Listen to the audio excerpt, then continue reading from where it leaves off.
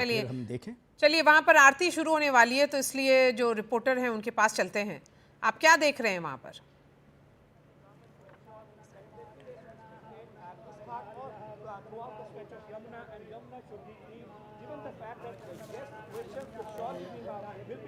अश्विनी, अगर आप सुन सकते हैं हमें।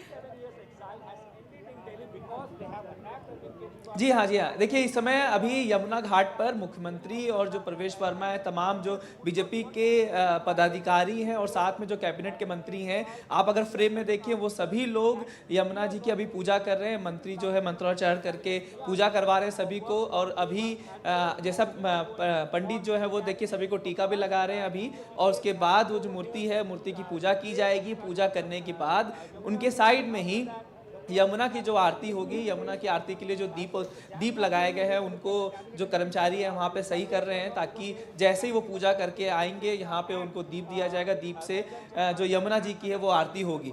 तो यहाँ पे मंत्रोच्चारण हो रहा है, मंत्र पढ़ रहे हैं पंडित। अब पूजा किया जा रहा है। पूजा के बाद ही ये आरती का कार्यक्रम भी शुरू होगा।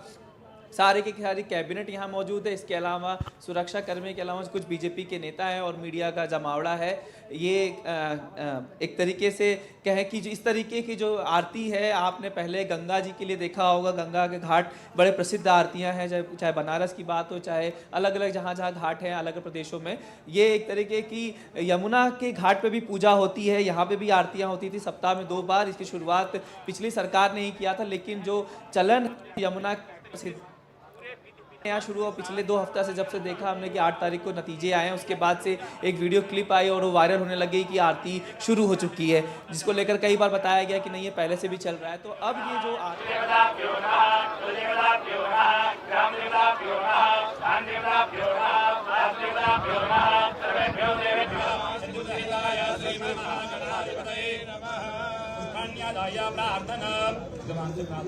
तदेव लग्नं सुदिनं तदेव ताराबलं चन्द्रबलं तदेव विद्याबलं दैवबलं तदेव लक्ष्मी पदे तेजयुगं महाकाय सूर्यकोटि नमप्रभा निर्विघ्नं कुरु मे सर्वकार्ये सर्वदा महागणाधिपतये नमः।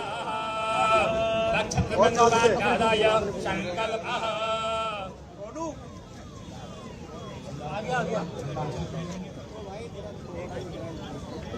सुनो। ओम विष्णवे नमः। पिंगलिंगे विष्णवे नमः। विष्णवे नमः। विष्णवे नमः। श्रीमद्भगवतो महावृत्त विष्णुपुराज्ञाप्रमाणस्य शिवाराः कल्पयं मोदीपे वरखण्डे वर्धवर्गे आर्यावर्तेदेव चित्रे इन्द्र रत्नविद्रान्तकस्त्रीः यमुनाः घाटस्थले कलियुगे कलियुगचरणे कालाजन्मस्तरे मासनमासुमे मासे फाल्गुनमासे सुरः प्रतिपक्षेभ्यः साधनदायां गोत्रः सभी उपस्थित हैं। अपने गोत्र का उच्चारण कर लीजिए, अपना नाम ले लीजिए। माता पिता भाई बहन मित्र मंडली समस्त परिवार कुटुंब इष्ट मित्र बंधु बांधव जयतुः आयु आरोग्य ऐश्वर्य वृद्ध्यर्थं च श्रुति स्मृति प्राणोक्त पुण्य प्राप्त्यर्थं कायिक वाचिक मानसिक ज्ञात अज्ञात दोष दूरीकरणार्थं च दिनं कुंडल्यां मृत कुंडल्यां केचित् लगन चतुर्थ अष्टम द्वादश भाव अशुभ ग्रह अशुभ जमनार्थं च शुभ ग्रह शुभ पूजार्थं च आगतानां जीवने आदि व्याधि ग्रह पीडाः दोष दूरीकरणार्थं च राजनित्या सुबन्धा पूजार्थं च भगवता श्री सामसदा सुधन्नार्थं च हनुमदेव सुधन्नार्थं च कालिन्दी पूजनम् आराध्यं ब्राह्मणद्वारः अहम् आचरिष्ये। ओम गणपतये नमः। एकदन्ताय विद्महे वक्रतुण्डाय धीमहि तन्नो दन्ति प्रचोदयात्। अरे भाई क्या दिक्कत है? सर्वांगे स्नानं जलं समर्पयामि। देवत्तवासामितो प्रथमे देवताभ्यां पूर्णहस्ताभ्यां गन्धर्वा अघरस्वामी शिवानर्वसि कामधरे सोम राजा विद्राकृष्णावधातः अंजनीयाय विद्महे वायुपुत्राय धीमहि तन्नो हनुमत् प्रचोदयात्। अक्षराभ्यस्तोत्साह कुङ्कुमादायुधोविता ज्ञानवेदा वस्त्याभ्यहार परमेश्वरः काल्यानुगन्धेनि मारत्यादिमेत्रो। संगीत रागी जी, यमुना की चर्चा करते हैं और यमुना से के आसपास और उसके अराउंड जो पॉलिटिक्स हुई है, पहली बार नहीं हो रहा, पहले भी बहुत हुई है, उस पर चर्चा करते हैं। तो क्या आपको लगता है कि जो सिंसियरिटी है और जो वेल इंटेंशन से प्रधानमंत्री ने जो वादा किया है, एक इंटेंट होता है जो पॉलिटिक्स में, पॉलिटिकल इंटेंट पे बहुत एम्फेसिस दिया जाता है, उस इंटेंशन पे तो कोई डाउट नहीं है? मुझे लगता है, देखिए, बनारस की गंगा को जिसने देखा है और बनारस की घाटों को जिन्होंने देखा है आज से 10 साल पहले, और आप अभी जब और देख रहे हैं अब जो जाकर देखे हैं, मुझे याद है कि मैं बनारस गया था आज से 20 साल पहले, 20-25 साल पहले, और तब बनारस की घाटों पर जाने के मतलब था कि मैं गंगा में स्नान करने की हिम्मत नहीं जुटा पाया था। आज से 20 साल पहले की मैं बात करता हूँ। और 3 साल 4 साल पहले जब मैं गंगा बनारस गया और उसके बाद 2-3 बार लगातार गया, तो मैं ये तो नहीं कहता हूँ कि मेरे पास कोई ऐसा इंस्ट्रूमेंट है जिसे मैं माप करूँ, मेज़र करूँ कि पानी पूर्णतः स्वच्छ हो गया है, लेकिन हमको कोई न नहाने में संकोच हुआ, न आचमन करने में संकोच हुआ। यानी लोग जब गंगा में जो जाते बदबू हैं, भी नहीं थी, और कोई बदबू नहीं, और आप घाटों को देखें तो बहुत जो पहले नाला गिरते उड़ते जो दिखाई देते थे हर जगह से, वो सारी चीज़ें कहीं दिखाई नहीं देती हैं, आसपास नहीं दिखाई देती थी। तो वो यदि किया जा सकता है, ठीक किया जा सकता है। जबकि कानपुर से यदि आप देखें तो कानपुर के पास यदि जैसे ही आप पहुंचेंगे तो वहाँ चमड़े के जो फैक्ट्री होती है, उससे जो पॉल्यूटेंट्स निकल करके जाते थे, उस वहाँ पे इतनी बदबू कि गंगा के किनारे जाना लोगों को मुश्किल होती थी। लाशें गौ का या बैल का या भैंस का आप जो तो उसको गंगा में प्रवाहित कर दिया जाता। बहुत सारी चीज़ें रोकी जा चुकी हैं। और मैं फिर कहता हूँ, यमुना में जब मैं पहली बार आया था दिल्ली, मुझे याद है जब पहली बार दिल्ली आया तो लोगों ने कहा यमुना आने वाली है। तो मैं जब जरा ट्रेन से झाँक करके, मैं बिहार से आता हूँ, बिहार से ट्रेन से झाँका तो लगा अरे यही यमुना है, ये तो पनाला है, नाला बन गई है, पनाला है, पनाला। और फिर देखा कि वो वाकई सड़ांध जैसा, वो स्थिति देख करके बहुत दुख होता है कि दुनिया के हम किसी भी शहर में जाते हैं और अब उनकी नदियों को देखते हैं तो इस प्रकार की दुर्दशा में कोई नदी दिखती नहीं है।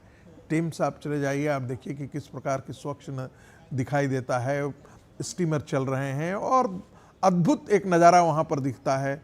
यदि हम लोग सेंट पीटर्सबर्ग जाते हैं, वहाँ नज़ारा अलग दिखता है, फ्रांस जाते हैं, वहाँ नज़ारा अलग दिखता है। तो भारत की राजधानी में नदी को, जिसके बारे में देवी के बराबर जिसको मान्यता मिली है, उस नदी को साफ करने में भारत के राजनीतिक शक्ति यदि है तो ये संभव है। और मुझे लगता है कि प्रधानमंत्री का ये कमिटमेंट है, वो जरूर दिखाना चाहेंगे। और भारतीय जनता पार्टी की जो सरकार नहीं बनी है, मुझे लगता है ये सिर्फ प्रतीकों तक नहीं रहेगी, क्योंकि देखिए प्रतीकों की राजनीति बहुत देर तक नहीं चल पाती है। यदि कल जाकर के यही चीज़ें नहीं होंगी तो 10 सवाल लोग खड़े करेंगे, लोग पूछेंगे, कहेंगे कि आपने कमिट किया था, कहाँ हुआ। कल जाकर के आने वाले दिनों में जो घाट हैं, और इससे मैं बिल्कुल सहमत हूँ कि सिर्फ उसके एम्बैंकमेंट कर देने से या सौंदर्यीकरण कर देने से बिल्कुल काम नहीं बनेगा। उनको देखना पड़ेगा कि वहाँ यमुना में पानी हो, यमुना का पानी स्वच्छ हो, लोग उसमें स्नान कर सकें, और तब देखिएगा कि एक नए पर्यटन केंद्र के रूप में यमुना, दिल्ली की यमुना आपको दिखती है। मुझे लगता है कि इसमें कोई दिक्कत नहीं है। जो आप फ्रीबीज की जिसे आप बात कर रहे हैं, 12-14 हज़ार करोड़ रुपए का खर्च उस पर आता है। 1200 करोड़ रुपया जो है ऑलरेडी जो है यमुना पर खर्च किया जा चुका है, अरविंद केजरीवाल के समय में किया जा चुका है, लेकिन उसका कोई प्रतिफल सामने नहीं दिखाई दे रहा है। तो लगता है कि कहीं ना कहीं मिसमैनेजमेंट है, कहीं ना कहीं इसको ठीक ढंग से उसको लागू नहीं किया गया। मिसमैनेजमेंट का सवाल पूछ लेते हैं ऋतुराज झा से। वादा तो आपने किया था 2015 में, 10 साल आपको मौका तो मिला था ना? देखिए मारिया जी, इसमें यमुना या कोई भी नदी कैसे गंदी होती है, इसको आप एक बात समझ लीजिए कि दिल्ली के अंदर में जो 1750 कच्ची कॉलोनी है, जिसमें लगभग 60 लाख से ज्यादा लोग रहते हैं, उन्हीं का जो सारा का सारा सीवर है, वो सारा का सारा जो है सो शादरा ड्रेन से, नजफगढ़ ड्रेन से और सप्लीमेंट्री नालों से यमुना में जाता है। तो जिस वक्त हमारी सरकार ने टेक ओवर किया था काम को, तो उस वक्त मात्र 11% ही सीवर जो है सो इन नालों में ट्रीट होकर के पानी जा रहा था, जो कि अब 55%, यानी कि जो सारी कच्ची कॉलोनियों में जो सीवर का नेटवर्किंग हुआ है, उससे काफी फर्क तो पड़ा है। लेकिन क्योंकि बीच में 2 साल कोरोना में समय खराब हो गया, तो उसकी वजह से जो है सो ये पूरा प्रोजेक्ट 2-3 साल लेट चल रहा है। तो अगले 2-3 साल में जब ये सारा नेटवर्किंग सारा कुछ जब ठीक हो जाएगा, एसटीपी से जब ट्रीट होकर के पानी जब है सो नाले में जाएगा और नाले का पानी जब वहां पर यमुना में जाएगा, ट्रीटेड वाटर जाएगा, तो उसी से नदी साफ हो सकती है। ये जो आप मशीनें देख रहे हैं ना, आप यमुना नदी में स्कीमर और ये सब जो देख रहे हैं, इससे कोई नदियां साफ नहीं होती है। ये तो आपको डल झील में मिल जाएगा, जो है सो पत्ता साफ करते हुए और कचरा साफ करते हुए। ये तो आपने जो है सो कुंभ में भी देखा था। नदी साफ होगी जब सीवर ट्रीट होकर के सारा का सारा पानी जो है सो नालों से, यानी कि नजफगढ़ ड्रेन, शादरा ड्रेन और सप्लीमेंट्री जो 3 बड़े बड़े नाले हैं और बाकी कुछ छोटे नाले हैं, जब वो सारा ट्रीट होके पानी जो है वो सारा काम जब तक पूरा हो जाएगा, उसी से नदी साफ होगी। अदरवाइज कोई और तरीका नहीं है, कोई ऐसा रॉकेट साइंस नहीं है जिससे कि नदियां साफ हो सकती है। और दुनिया भर में नदियां ऐसे ही साफ होती आई है और ऐसे ही यमुना भी साफ होगी। चलिए चारुक प्रज्ञा जी। जी, मैं इतने ध्यान से ये सारी बातें सुन रही हूँ मारिया। देखिए, जितने सिंपल तरीके से ऋतुराज जी अब समझाने की कोशिश कर रहे हैं, सच्चाई यमुना जी की ये है कि पैसा खर्च कहाँ हुआ उसका हिसाब भी आम आदमी पार्टी की सरकार नहीं दे पाई। खैर, आने वाले समय में जो पुरानी कैग की रिपोर्ट्स हैं, जब वो विधानसभा में टेबल होंगी, हमें और बहुत सारी चीज़ें पता चलेंगी। लेकिन अगर ये आज के ट्रीटमेंट को इतने हल्के में उड़ा रहे हैं, तो मैं इनसे पूछना चाहूँगी, भाई आप तो दिल्ली का प्रदूषण कभी स्मॉग टावर लगा के दूर कर रहे थे, अगले साल आप उसको स्मॉग गन बता देते थे और नए खर्चे से फिर शुरू हो जाते थे। आज की बात यमुना जी की ये रही है कि यमुना के ऊपर अरविंद केजरीवाल ने केवल राजनीति करी है। यमुना जी को बदनाम करने का काम किया है, यमुना जी के ऊपर झूठी कस्में खाने का काम किया है। हर बार कहते थे कि भाई अगले छठ पे मैं यहाँ डुबकी लगाऊंगी, पीछे आ जाओ।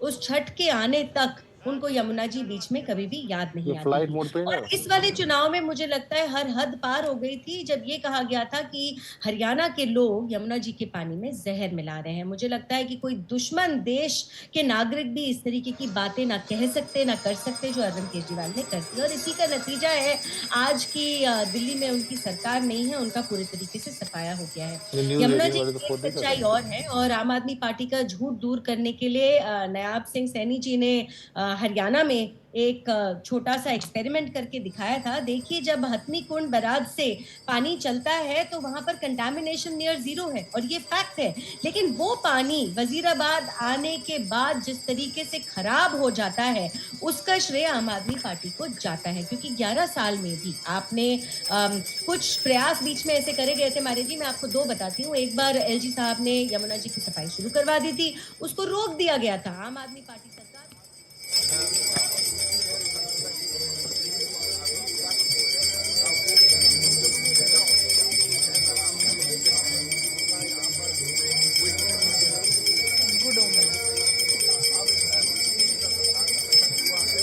एक वाराणसी थी जब वो भी थे